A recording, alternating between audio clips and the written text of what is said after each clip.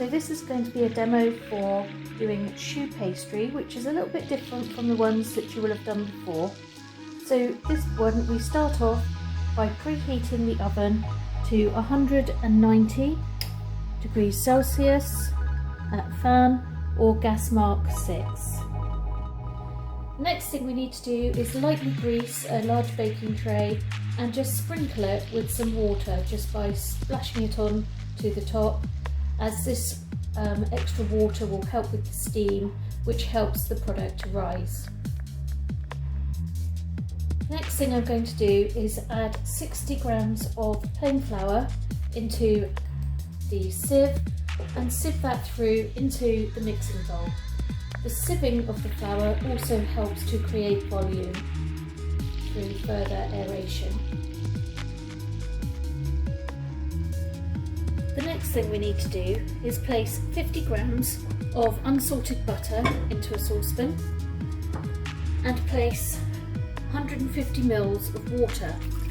So already you'll notice that we don't do this when making other types of pastry. So I'm going to turn that on with the heat source and just put that onto a medium heat to gently heat through.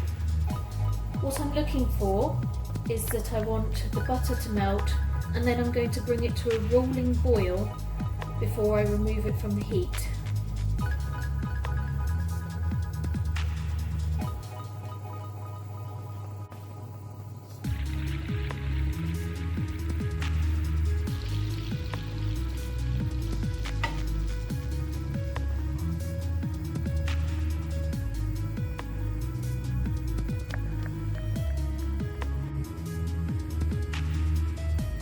As you can now see, the water and the butter have combined together and they are now forming a rolling boil.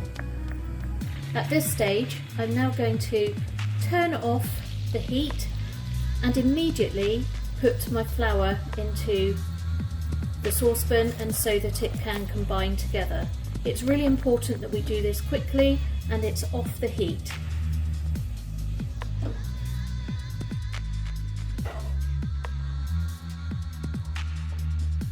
So having removed that from the heat, I'm now going to add the sieved flour into the saucepan, and I need to beat it really quickly with a wooden spoon to bring it away from the sides and combine it all together.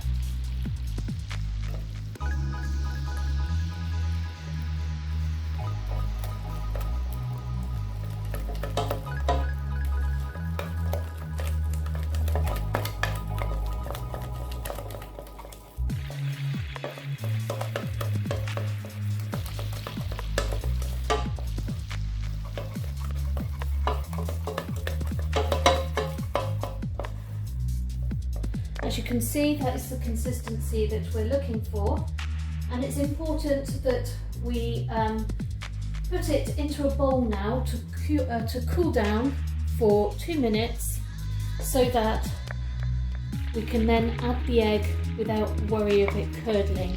So we need 2 minutes with it in a cooler bowl to cool down. So I'm going to put this on for 2 minutes.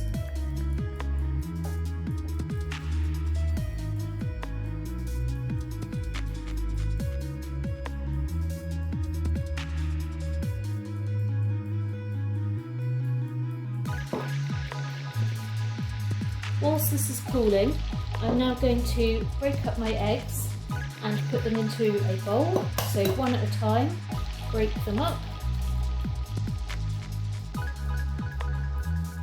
Put them in my debris bowl. Place it into this dish here because I know that egg's okay.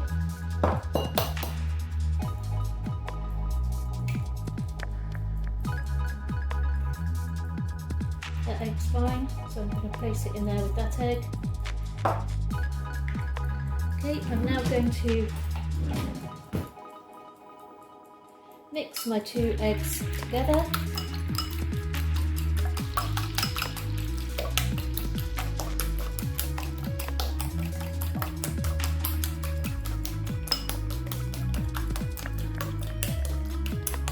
So they're fully combined. Now it's important you use a little bit of judgment here. So when it comes to adding your egg to your mixture, once the timer's gone off, it's important that you only add a very little amount at a time. This is important to ensure that it all gets combined into it and that the mixture stays thick enough that you can pipe it and it doesn't get ruined by it becoming too thin. So you do it very, very slowly to add a little bit of time to allow the pastries to hold their shape.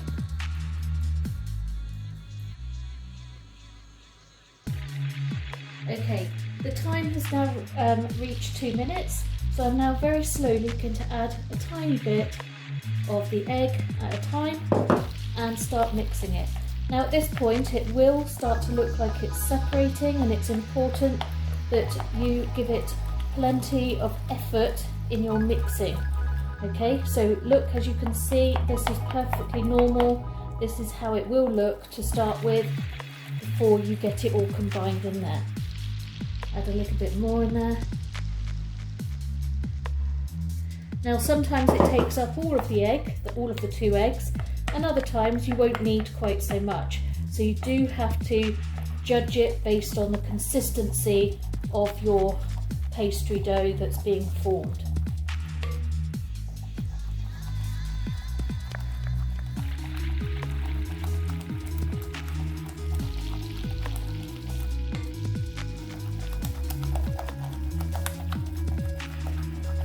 So it's starting to thicken up a bit more again as I'm adding that. So add a bit more, and then not all at once, just in case. Now of course you can put them onto your baking tray without a piping bag. You don't need to have used the piping bag. It just gives them all a consistent feel and restaurant quality finish.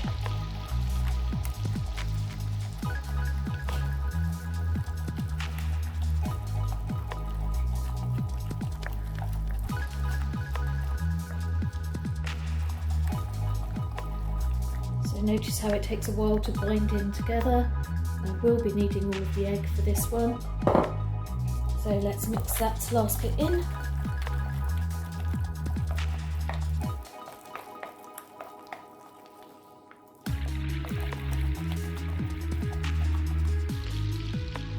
And that is a lovely consistency for the dough.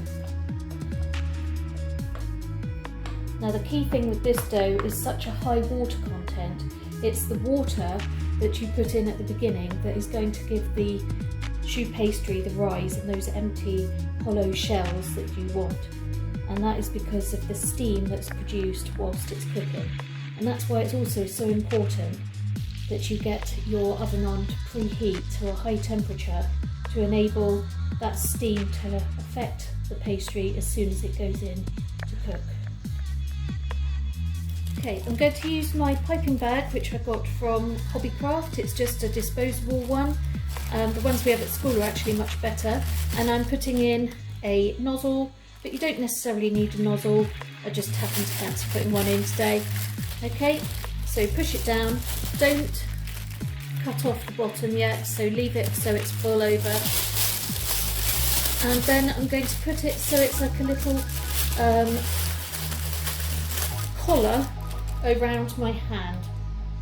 So from there I'll be able to add the mixture into the piping bag and use my thumb on the edge of the spoon to push the mixture into the piping bag.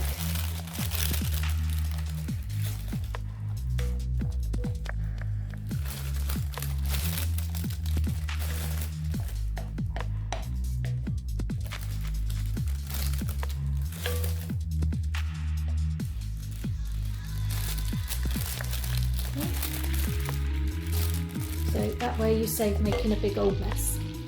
Okay, now I've got my mixture in my piping bag. Now I'm going to push it down so it's into the piping bag nicely. I can use something like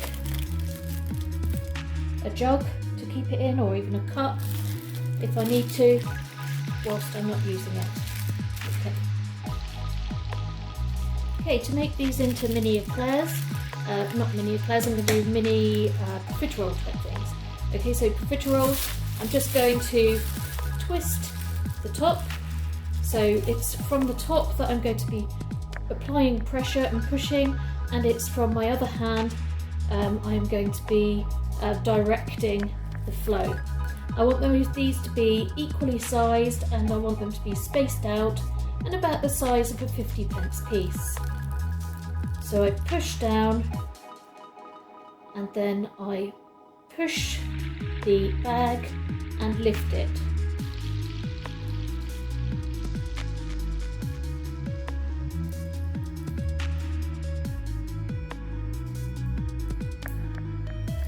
Every so often, just push that mixture down a bit, twist it round.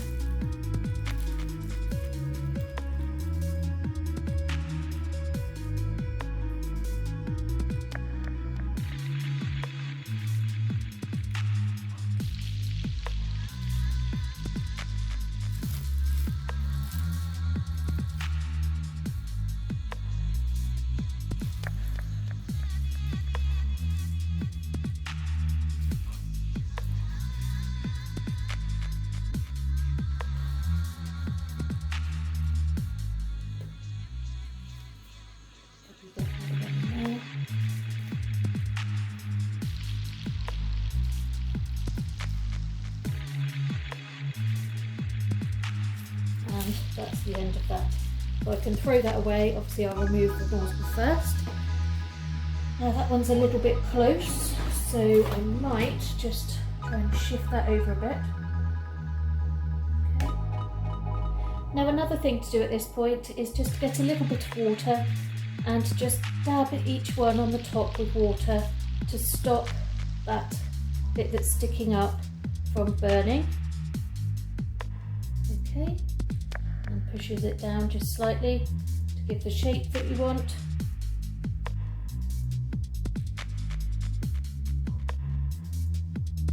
And then use some more water again to just flick over the top.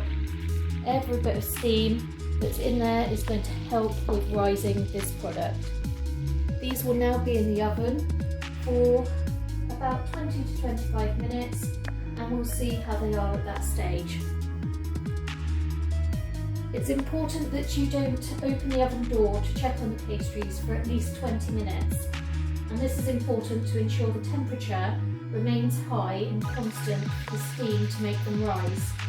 Okay, otherwise we'll get them flat coming out, and we don't want that.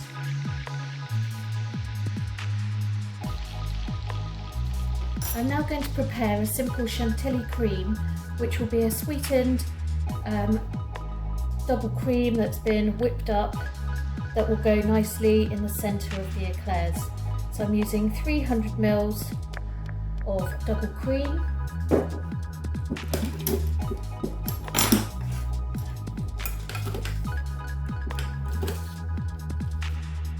two teaspoons of icing sugar,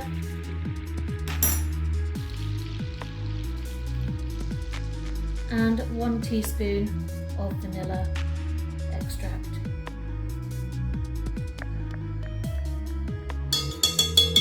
And you can simply just put it all in together and turn that on and whisk it until you've got the desired texture, which is when it's holding soft peaks by itself.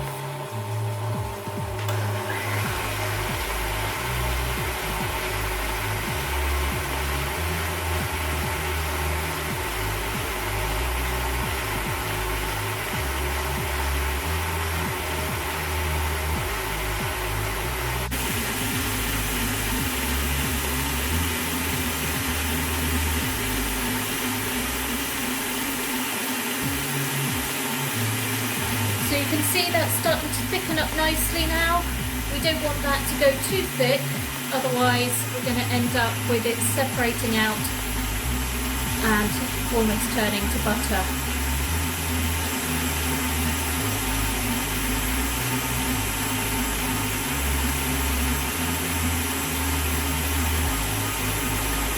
So if we turn that one off and then just lift it, Yes, that's holding soft peaks now.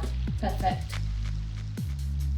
To make the ganache, the chocolate ganache, I'm now going to place 150 grams of double cream into a small saucepan. And I want to now bring that to a gentle simmer. Okay, we don't want it to be as hot as a boil because it will start to separate. So we want it to be on a gentle simmer.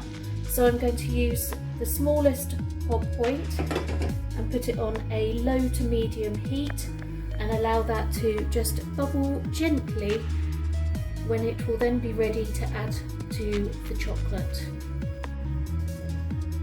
Okay, this has now come to a gentle simmer. You can see that by the bubbles, the small bubbles that you can see there on the surface. Okay, so I'm going to turn this off now, and we're now going to pour this over the top of our chocolate. So I've got 150 grams of dark chocolate, and I'm going to pour this over the top and allow it to soften the chocolate.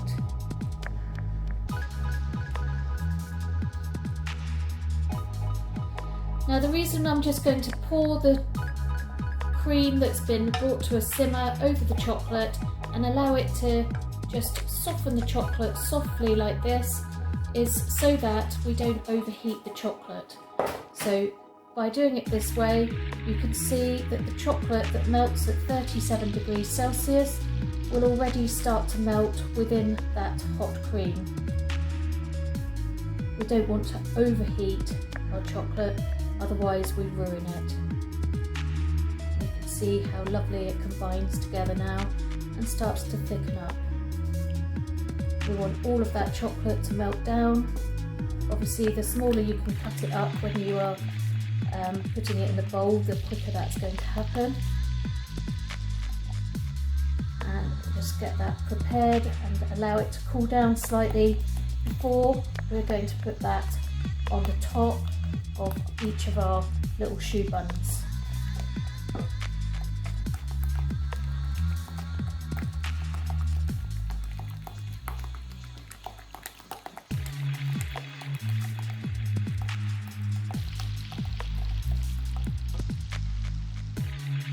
Okay, so now that the choux buns have been in the oven for 20 minutes, you can see, just looking through the window there, they're nicely risen, so I'm going to get them out for the next stage.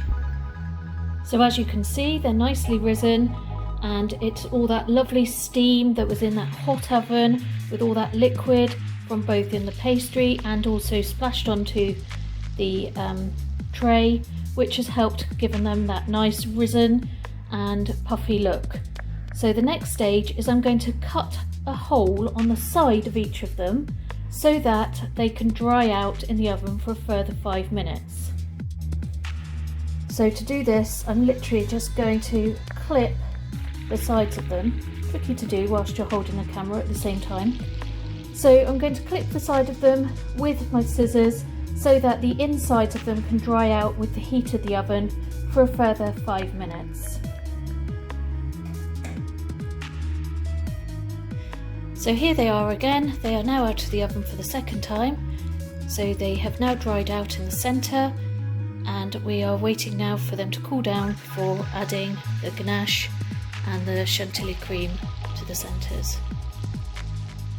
So to finish these off, I've now got some cream, the chantilly cream that I have put into a piping bag.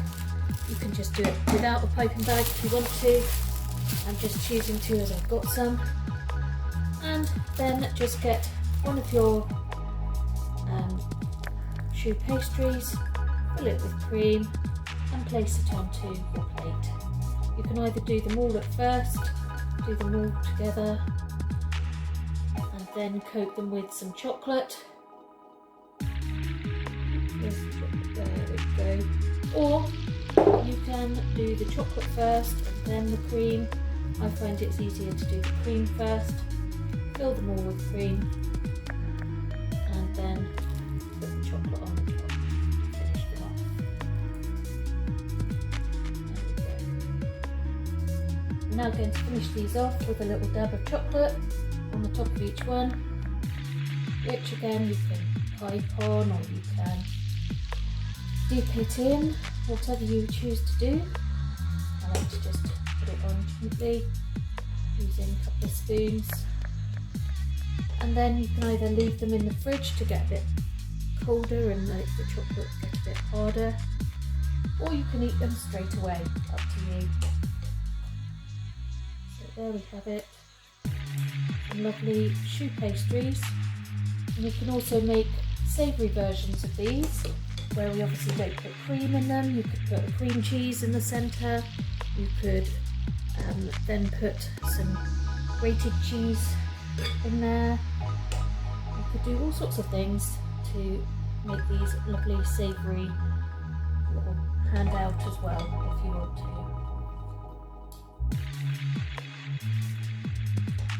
And there we have it.